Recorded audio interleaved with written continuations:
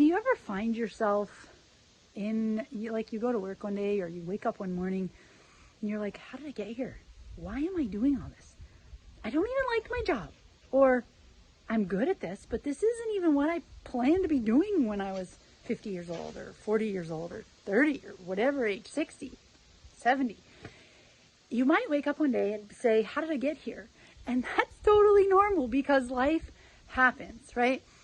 Life can just start going and then circumstances happen and then you need to make money. And so you find a job that's doable or available or handy or fits your schedule at the time and you do it, and it leads to something else, and then it leads to something else, and then you might get good at that job and you might feel comfortable with it, and then you have some connections and some equity in that industry, and then you might say, hey, I should make a career out of this because I'm already here and I'm doing it and I'm good at it, and why not?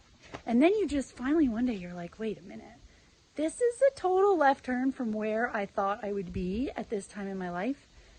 It's served me well. It's made me some money. I've been able to do all these things with my family or build some investments or save money or whatever, but it's not where I plan to be. That's okay. And it's never too late to shift gears. Living life by design means you make plans and goals, then you take action to make it happen. Now, that doesn't mean let me just rephrase, there will be detours. You will have detours, and all of those things are in your life to teach you lessons, to teach you skills you probably need to get to your goal in the long term.